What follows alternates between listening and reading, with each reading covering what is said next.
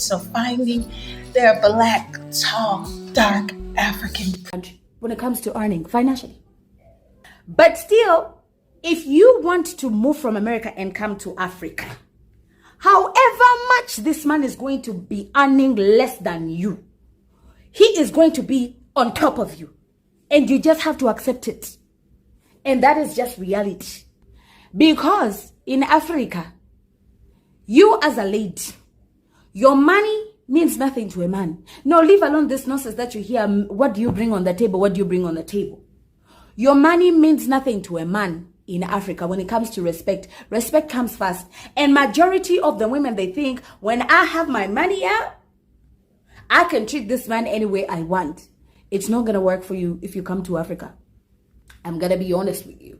If any man is going to accept that behavior of, I'm the girl, I got money, I'm American, I can treat you anyhow I want, I can say whatever I want, I can raise my voice. Welcome back to my channel. Thank you for watching. If this is your first time here today, welcome. Karibu sana. My name is Candace, and I want to talk about today the conversation of African American women visiting Africa. And so there's a YouTuber, her name is Esther, and she is giving African American women the tea and amazing insight, considering that she is an African woman. So I want African American women to consider two things when making the decision to be in a relationship with, to marry, to anything concerning an African man. Anything. These are things that you must take into consideration. Coming from an African American woman who has a child with an African man, who is married to an African man, and who has lived in the continent of Africa for 3 years. Let me tell you what's up. Number one, you need to keep this in your mind. African women will always have the one up on us in the area of submission, maintaining a marriage, and taking care of their man.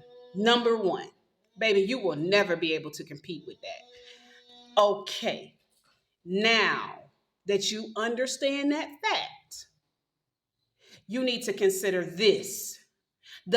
All of that African women have up on us and all that they're able to do that we are not able to do, consider this. The submission of African women and all of that, the submission of African women has not pushed the nation forward in substantial ways. Africa is still seen as a place of poverty. Africa is still being exploited by the West and Europe and Britain and every other place. So the family structure is there, but that has done nothing for the continent as a whole. Number one, consider that. So is it really all that? Number two, you need to consider this. When you are considering being with an African man, and some women just not gonna listen, but when you're considering and you're trying to maintain a relationship with an African man and you are coming from the West,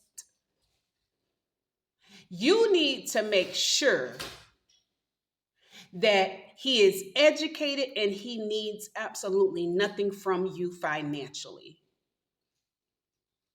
And most of the men that sit in that category that are African are already married.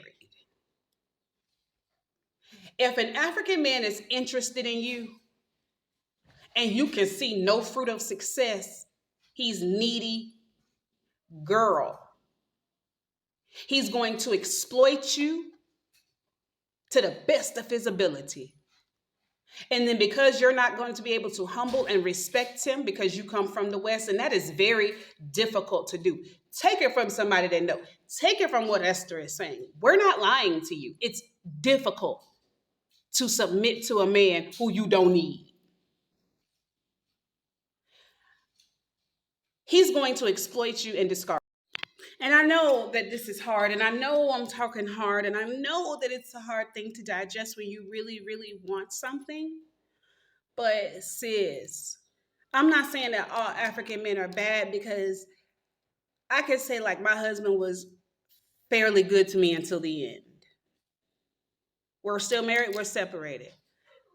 I'm not saying that all African men are bad. I'm not saying that if you can figure out the mechanism in the system, then you could really have a good African man. And African men are predominantly stronger emotionally. They are predominantly a better mate for an American woman, a Black American woman.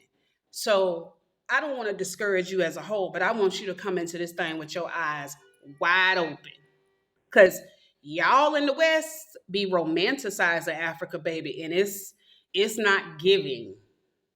So the third thing I want you to consider is most African men are low. They're only going to use a condom if they know you to be a known prostitute. Now, the statistics and the HIV rate and all of that in Africa lets you know that this is true. Okay? We're not talking about one man or two men. We're giving majority statistics. They're not going to use a condom. And African women are, most of them are not going to force that. Now, considering everything that I said, including your health,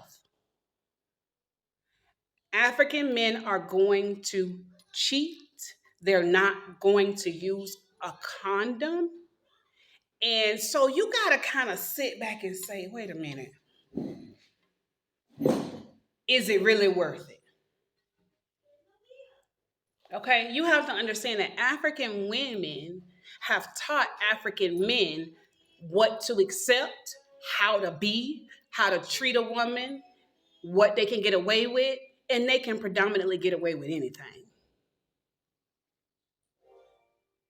So they're not going to put up with the woman's from the West shenanigans. If you're not able to humble yourself on the level of an African woman, baby, which majority cannot coming from the West, you're going to suffer. You're putting your health at risk, you're putting your financial future at risk, and you're putting your mental health at risk. You need to make sure you know what you're doing when you come over here and you looking from America at African men. You need to make sure that you understand that what we consider to be normal is not. What we consider to be morally correct is not in Africa. Okay? Things that we consider to be repulsive is normal in Africa. They don't run by the same moral code. Okay? Men can predominantly do whatever they want to do. They are the head, baby, and you are not even the tail, girl. You under his feet, under the cement, under the grass where hell almost at. That is literally where a lot of they women stand mentally.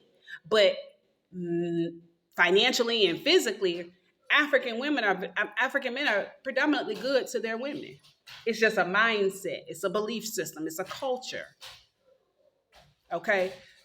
So, able to get under the cement, under the rug, under the grass, under the dirt, and humble yourself to him, don't be in a relationship with him. It doesn't matter if he's poor. Girl, you will never control him. You will never. Never. In some tribes, African men can marry more than one wife. You need to make sure that you understand the tribe and the culture that the man that you romanticizing or that you thinking about you think you want. You need to make sure you understand everything. And that takes time, years. So what I would say to you is put everything on the table. Consider everything that you have more to lose than he does, especially if he needs you financially. If he needs anything from you, anything financially, girl, no.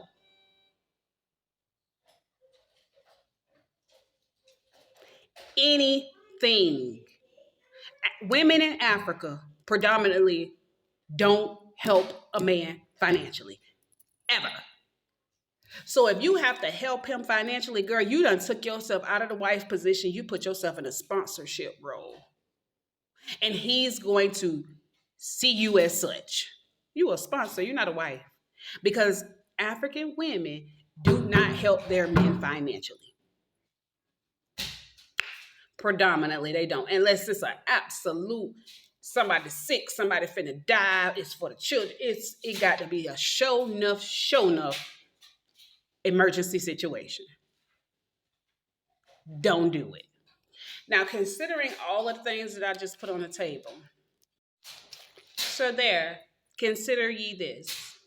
And I'm just saying this because it is true. What Esther is saying, it is true. If let me give you this and I'm out. If you are boisterous, cantankerous, rebellious, argumentative, and haughty, you're not gonna make it with an African man. It doesn't matter the age, doesn't matter the economical status. If those are your characteristics as an American woman, black or white, you're not going to make it with an African man. And when he finds out that you're disrespectful, he's going to exploit you and then discard you. That's the tea. It's hot. It gave what it was supposed to give. Make your own decisions. Proceed forward with caution or stop altogether. And if you think it's something like, oh, we just playing, it's not that serious, look up the stories of African men who went to America, bought his wife from Africa to America. She got to America and got brand new independent. And see what happened to her. Rest in peace to all the women that happened to. If you think what I'm saying is blase squaze, look online for the stories. You will never dominate and rule an African man. And what's the method? How can you win at this? African man's heart. Some are going to be up for the task and some are not going to have the mental fortitude for it. And that's okay. It doesn't mean that you're a loser. Most men cannot function under an independent woman. Most men cannot function with a woman who does not need him. Most men cannot function with a woman who is more educated than him. Most men can't do that. The majority of the men that I know can do that is Caucasian European men. Most black people don't know how to function with a woman that is above him. So it doesn't mean like, oh, you're a loser because you can't. It just means that, baby, black women. And I will tell you this today. It takes patience, emotional maturity, perseverance, humility, and a strong heart. You have to literally be almost blind to the thing that an African man does for your own sanity, girl, and for the sake of the family. African women are predominantly blind to the things that they do. So, those are some of the things that you need to consider. I might come back. I'm going to come back with a video on the do's and the don'ts. Okay? You guys make it a wonderful day. Bye.